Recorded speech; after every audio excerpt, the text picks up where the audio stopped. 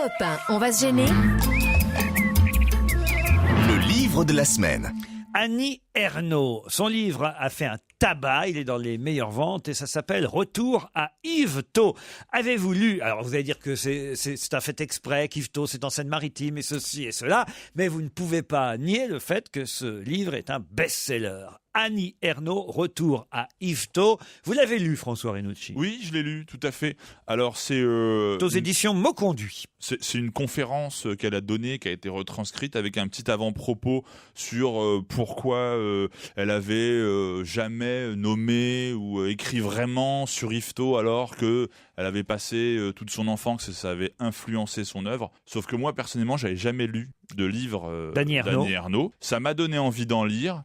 Je pense que le livre a cartonné parce qu'elle a eu beaucoup de lecteurs. C'est un tout petit livre, dis donc. C'est un tout petit livre. En fait, il fallait lire les précédents. Je pense que c'était plus intéressant de faire le contraire, c'est-à-dire de lire les grands, les romans qu'elle a fait qui ont cartonné apparemment, oui, c'est ça, oui. et le lire après. Voilà. Mais cela dit, ça m'a donné envie de le lire parce que elle décrit toute une ambiance qu'on n'a plus l'habitude, un petit milieu ouvrier, paysan, d'un petit village de Seine-Maritime, et qui pourrait être un peu partout en France. Donc, on peut être tous se retrouver dans ces romans. C'est un peu compliqué parce qu'on a l'impression que c'est comme si on regardait un bonus de DVD sans avoir vu le film.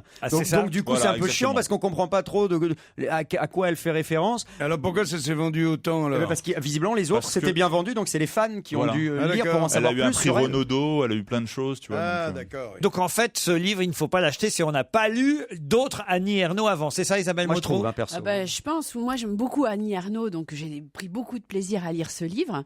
Mais en effet, c'est un petit peu compliqué. Quoique, je suis assez d'accord avec ce que dit Christophe. En même temps, quand on lit ce livre-là, on se rend compte de l'essence, je pense, de l'œuvre d'Annie Ernaux, qui est que c'est drôle, Annie Ernaux. Ça me fait penser à la chanson Annie Ernaux, la rentrée du boulot. Non mais vas-y, continue. Non, mais je t'en prie, moi je m'y connais pas mal en littérature. C'est vrai. Donc pour Annie Ernaux, excuse-moi de t'interrompre, parce que c'était bien Jean-Marie. Excuse-moi, pour Isabelle. Annie Ernaux, la littérature, le but de la littérature, c'est de partir de soi, de sa subjectivité et de son monde pour s'adresser à l'universel, quoi. Et c'est ce qu'elle fait très bien. Il y a beaucoup de nostalgie dans ce livre. Il y a beaucoup de nostalgie, mais pas que. Et si on n'a jamais lu Annie Ernaux, moi je conseillerais de commencer par Les Années, qui est un livre qu'on avait d'ailleurs chroniqué ici même en 2008. Et vraiment, voilà, c'est l'essence de ce qu'elle fait, c'est-à-dire comment soi-même, bien on est ouvert sur les autres, qu'ils soient japonais, français. Mais il faut pas commencer par ce livre-là, alors. C'est un peu dommage parce qu'au fond, c'est ce que dit Christophe. Moi, je trouve que c'est un peu comme si vous regardiez le bonus avant d'avoir vu le film. Yann Moix, Retour à Yvetot, Annie Ernaux. Oui, alors ça, c'est un livre pour les fans hardcore. Évidemment, il vaut mieux lire ses romans. Alors, c'est une œuvre assez spéciale puisqu'elle fait de l'universel rural ou du rural universel. Marcel Jouandeau faisait ça dans les années 30, 40, 50. Il parlait de Chaminadour. Sa ville, c'était Guéret.